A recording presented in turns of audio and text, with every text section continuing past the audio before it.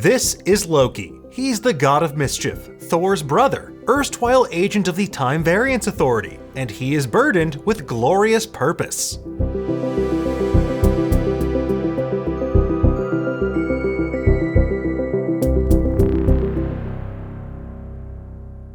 Welcome to Explainiac. I'm Dan Casey, and today we're taking a look at the horniest dude in the MCU, at least when he's wearing his helmet. I am, of course, talking about Loki. This God of Mischief commands you to kneel and requests safe passage through the anus. I'm asking for safe passage through the anus. But double toil and entendres aside, this magic-wielding mischief maker represents something much greater within the context of the Marvel Cinematic Universe. In the comics, Loki was the original villain that brought the Avengers together to assemble for the very first time. In the MCU, he served a similar, and some might say, glorious purpose. It's a phrase that Loki loves to use. Glorious purpose. But what does it actually mean to be burdened with glorious purpose? What exactly is Loki's true glorious purpose in the MCU? And how has it evolved since we first saw him doing his best impression of Edmund from King Lear in 2011's Thor? Well, we're gonna break it all down for you in just a moment. But in order to do so, we have to spoil, well, basically any time Loki's been on screen ever, but especially Loki Season 1. What? So if you haven't seen the show yet somehow and you were like saving it to watch right before Season 2, I don't know, man, go find something to do for like the next 30 minutes or so.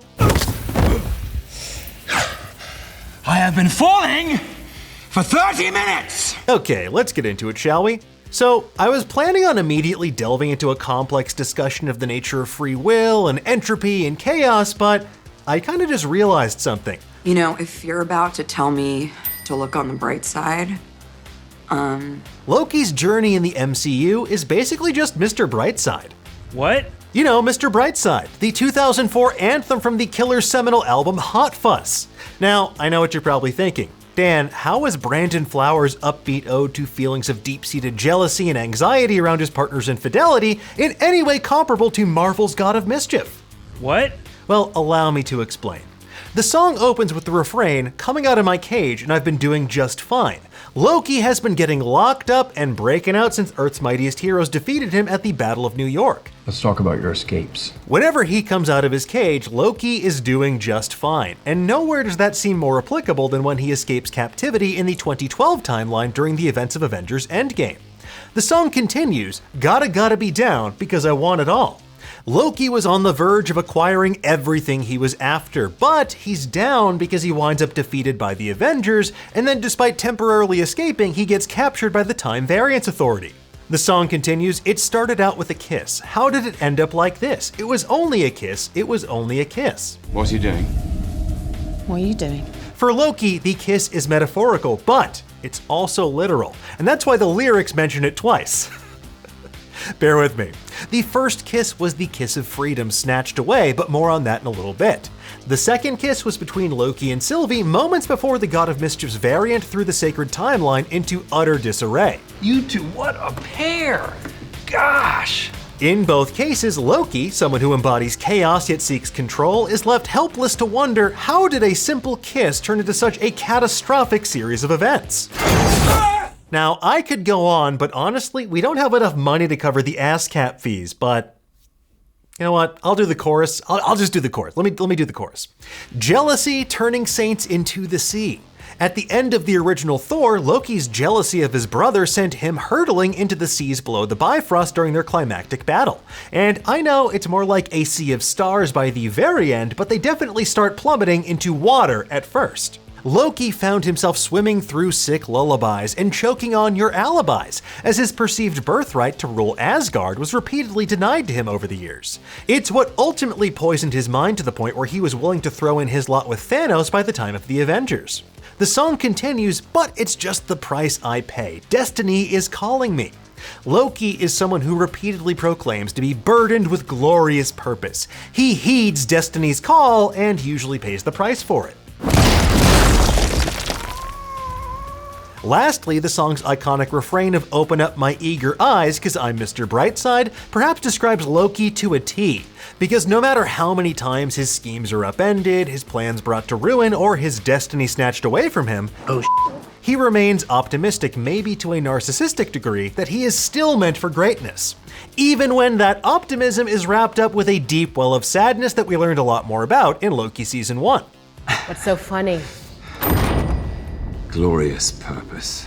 Now, I'm only sort of kidding with this comparison because it actually worked a lot better than I expected, but it wouldn't be a video about Loki if we didn't start off with a little bit of mischief. I'm a trickster. Yes, so mischievous. So on a more serious note, let's actually talk about Loki's glorious purpose, or more specifically, why he feels compelled to search for it. Loki has been searching for his purpose his entire life. In Thor, he grilled Odin about why his adoptive father took him as a baby from the frost giants of Jotunheim alongside the casket of ancient winters. As it turns out, Loki was a mere pawn in Odin's political game. He was a contingency plan, a means to bring peace between their two warring kingdoms. It made Loki realize how little agency over his own life he actually had, despite his godhood. Even when Loki was technically free, he felt like a prisoner in his father's kingdom. So I am no more than another stolen relic. And that revelation of Loki's birthright proved to be a deeply formative and radicalizing experience. It was the impetus for Loki's first sense of overwhelming and glorious purpose, to seek power as a means of exerting control. Because for Loki, that was always the thing out of his reach at home in Asgard. He was initially a bargaining chip to his adoptive father. He was overlooked in the line of succession. He was regarded as a mere mischief maker compared to his more traditionally heroic brother, Thor. And that must have left him feeling pretty rudderless. So it makes a lot of sense why Loki's big speech to a captive audience in Germany keeps hammering home mankind's desire for someone more powerful to tell them exactly what to do. He says it's the unspoken truth of humanity that you crave subjugation. The bright lure of freedom diminishes your life's joy in a mad scramble for power, for identity. You were made to be ruled. In the end, you will always kneel. But wanting effective leadership and structure is not the same thing as craving subjugation. It's a testament to Loki's ultimate immaturity at this point in the timeline that he believes he can simply strong-arm his way into power. Loki believes that power will give him control, which will give him purpose, which will fill the hole in his heart. It's a sentiment that Loki haughtily repeats in the first episode of the Loki series, the aptly named Glorious Purpose. The first and most oppressive lie ever uttered was the Song of Freedom. How's that one go? Now, the Song of Freedom for Loki is kind of like when you're listening to an absolute banger for the first time and you start trying to sing along but you don't know the words yet, but that doesn't stop you, you keep singing. Loki knows the Song of Freedom is catchy, but he doesn't know what the words actually are at this point in time. He doesn't know what it means to be free because he's a prisoner to his own deep-seated insecurities. This version of Loki, fresh off his defeat at the Battle of New York, has not yet internalized that his approach might be a bit flawed. You weren't born to be king, Loki. You were born to cause pain and suffering and death, all so that others can achieve their best versions of themselves. And it's what makes his evolution over the course of this series that much more poignant. His ego and narcissism can't let him accept that he might be wrong about this. What an incredible seismic narcissist! But change is still possible. Loki is someone who's gone from attempting to gain the power he believed to be his birthright through any means necessary to gain a sense of control, to trying to escape from and dismantle the power structures that control the universe as we know it in the pursuit of freedom. It's what makes Thanos' words to Loki in Avengers Infinity War so chilling. That CrossFit California raisin sees right through Loki's facade. I know what it's like to lose, to feel so desperately that you're right, yet to fail nonetheless. It's frightening, turns the legs to jelly, but I ask you, to what end? Dread it, run from it, destiny arrives, all the same. But that notion of fate already being decided is fundamentally at odds with Loki's very being.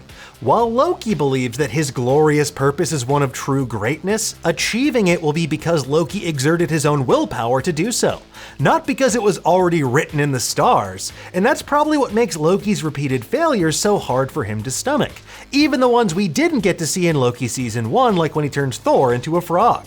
And yet, Loki's worldview is ultimately a fragile one. While he clearly believes that he is capable of greatness, he's also deeply insecure. After Mobius thoroughly deflated Loki's ego with a series of home movies, Loki still feels compelled to bluster, but his heart's not really in it. He says, I am on the verge of acquiring everything I am owed. And when I do, it'll be because I did it. Not because it was supposed to happen, or because you or the Time Variance Authority or whatever it is you call yourselves allowed me to. Honestly, you're pathetic. You're an irrelevance, a detour, a footnote to my ascent. His delivery is much better. It's an arrogance that's crystallized by a lifetime of feeling passed over. And that's what makes Loki's emotional response to seeing his father's death, reconnecting with his brother, and his own eventual death that much more crushing.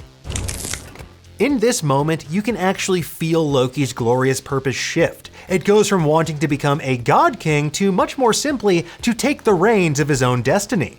What's so funny? Glorious purpose. It's a task made exponentially harder with the realization that an organization of highly bureaucratic time cops will try to police his every action. Now get out of my way.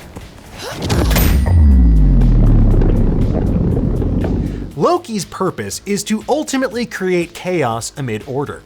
After all, what is mischief if not a microdose of chaos to spice up life? What can I say? I'm a mischievous scamp. And as we've seen, for Loki, that mischief can take on many different forms. Loki, as a perpetual agent of chaos, also speaks to the deeper meaning of the multiverse saga. It's not just about a cavalcade of cameos who instantly get turned into a fine red mist. It's not an excuse to make jokes about a world where all food is ball-shaped. Preferably pizza. It's a deeper rumination on chaos, order, and who gets to decide which stories matter. And this ties into another popular reading of Loki's role in the MCU, especially in light of Loki Season 1. It reimagines Loki as a wild card fighting back against the established canon and those who dictate it, i.e. the Timekeepers and the TVA. For example, consider Loki's heated exchange with Judge Renslayer during his trial. You ridiculous bureaucrats will not dictate how my story ends! It's not your story, Mr. Laufeyson. It never was. And she's right. It wasn't Loki's story, it was the Avengers' story. Earth's mightiest heroes were the ones we were made to care about, to root for, to follow. Loki was a catalyst for their development, although he did undergo quite a bit of growth himself by the time of Avengers Infinity War. Even so, that was largely in the context of Loki's relation to Thor rather than on his own merits. So it was never really Loki's story, it was everybody else's, and that feels particularly fitting because Loki himself became the god of stories in the Loki Agent of Asgard comics. So is that Loki's glorious purpose in the MCU? To provide fuel for a never-ending franchise? To serve as the spark that ignited a powder keg that exploded the Avengers to the heights of global popular culture? Or is it to provide a thoughtful commentary on the true nature of the multiverse saga? The multiverse saga itself is yet another example of art imitating life. Massive comic book crossover events like Crisis on Infinite Earths or Secret Wars arose because the powers that be realized they were collapsing under the weight of decades of increasingly convoluted canon. To preserve the viability of their shared universes and to continually attract new customers, they had to clear the board, and they did so in spectacular multiverse-destroying fashion. It's a constant ebb and flow that repeats itself time and time again, and now it's the MCU's turn. Because after nearly 2 decades, dozens of movies and TV shows, longtime stars departing in a shifting studio landscape, they feel the need to hit the reset button. Time travel! The multiverse saga is building towards a massive event where these stories and timelines collapse in on each other. The fateful events of Loki Season 1 lit the spark that will lead to incursion events, universes destroying each other because they cannot coexist in an overcrowded marketplace of ideas. As journalist Matthew Jackson wrote in his 2021 essay for Sci-Fi Wire, Loki's purpose takes on a new dimension in the context of this metafictional reading. Because even if he does exist on someone else's timeline, even if he's consigned to live the same fate over and over again in an omniversal fiction machine, Loki's understanding that he was writing a character within himself gives him the power to rewrite at least a few things. It gives him the power to become a better version of who he was always supposed to be. And that's a hopeful sentiment for a character who's been something of a lodestar for us in what's ultimately a doomed fictional universe controlled by a hat-wearing robot. Much like Thanos, entropy is also inevitable in the MCU. Not even the Time Variance Authority can prevent the slow drift towards chaos, and that is embodied by Loki's very existence. He is a spanner in the works of their fascistic pursuit of preserving the sacred timeline. It's something that Loki himself is keenly aware of as well. Speaking with Den of Geek, Tom Hiddleston said, "I think the TVA, the institution that claims to govern the order of time, is a fascinating place to put Loki. Loki represents chaos and mischief and transgression and disruption, and he's playful and charming and can be very dangerous. To have these two forces of order and chaos meet in the middle is really exciting." Glorious purpose! So to recap, Loki began as the arch-villain. He was a god whose idea of mischief involved serving up New York on a silver platter to a genocidal warlord with a deep-seated belief in Thomas Malthus. He chased a purpose that he thought would bring him glory, only to find it was a hollow pursuit. But now Loki's purpose is different. It's one that doesn't relegate him to playing second fiddle to his brother Thor's heroics, or to act as a means for the Avengers to stake their reputation. He is, at last, a hero on his own terms, and someone who finally seems comfortable to be in his own skin.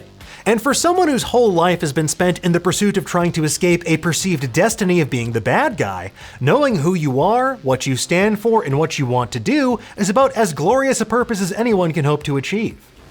That's me.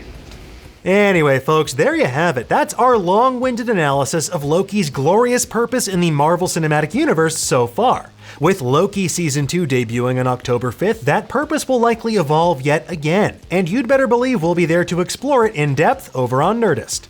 For now, though, tell us, what do you think? Do you agree with our assessment? What do you think that Loki's glorious purpose actually is? I can't believe you were DB Cooper. Come on. Let us know in the comments below and give me a thumbs up while you're there. And remember, not everything in life can be explained, but for everything else, there's this show.